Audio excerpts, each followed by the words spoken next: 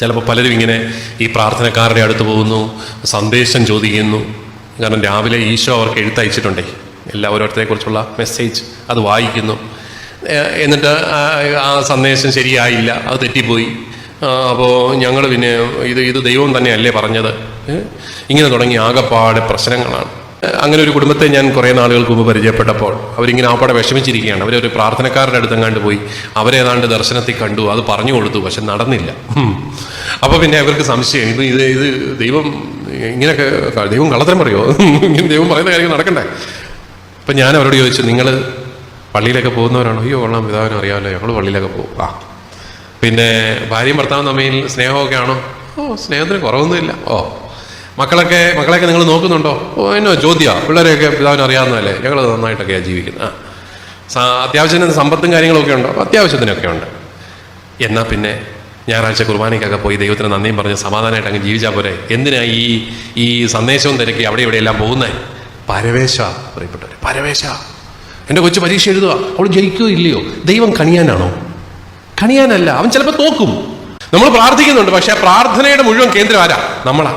കർത്താവേ, എൻ്റെ കാര്യങ്ങളെല്ലാം ഞാൻ എത്രയോ കാലമായിട്ട് പറയുന്നു, അത് ചെയ്യണമേ, അത്രേ ഉള്ളൂ. ആ വേലിക്കെട്ടിനപ്പുറത്ത് പ്രാർത്ഥന പോയിട്ടില്ല. ഞാൻ എന്ത് ചെയ്യുമ്പോഴും ദൈവമഹത്വത്തിന് വേണ്ടി ഞാൻ ചെയ്യുന്നു. അതാണ് ആത്മീയത. അങ്ങനെ ചിന്തിക്കുകയാണെങ്കിൽ പിന്നെ നമ്മൾ ഒരു വലിയ ബഹളത്തിൻ്റെ പിന്നാലെ പോകേണ്ട കാര്യമില്ല. അല്ല, നമുക്കിത് മതി എന്നങ്ങ് വെക്കുന്നിടത്ത് നമ്മുടെ മനസ്സൊത്തിരി അങ്ങ് സ്വസ്ഥമാകും.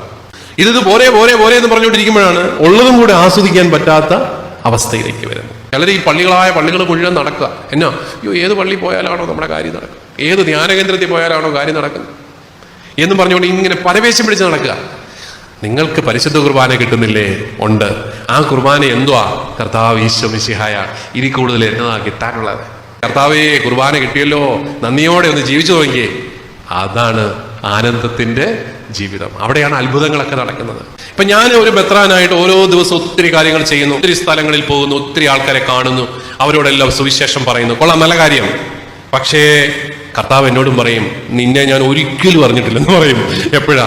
നിനക്ക് എന്നോടൊരു ബന്ധം ഇല്ലെങ്കിലും സുവിശേഷം പറയാം കേട്ടോ. ആ മരുഭൂമിയിൽ വെച്ച് സാത്താൻ എത്ര കൃത്യമായിട്ടാണ് ബൈബിൾ എടുത്ത് പ്രയോഗിക്കുന്നത്. അത് രാവിലെ എഴുന്നേറ്റ് വീടൊക്കെ വൃത്തിയാക്കി ഭക്ഷണമൊക്കെ ഉണ്ടാക്കി കെട്ടിയോന് കാപ്പിയൊക്കെ കൊടുത്ത് അവസാനം കുരിശു വരച്ച് കുഞ്ഞുങ്ങൾക്ക് ഭക്ഷണവും കൊടുത്ത് പാത്രവും കഴുകി കിടന്നുറങ്ങുന്ന ഒരു അമ്മ. ഈ അമ്മയ്ക്കാണോ ആത്മീയത? ഈ പ്രസംഗിക്കുന്ന മെത്രാനാണോ എന്ന് ചോദിച്ചു കഴിഞ്ഞാൽ ഞാൻ പറയും ആ അമ്മയ്ക്ക് തന്നെയാണ്.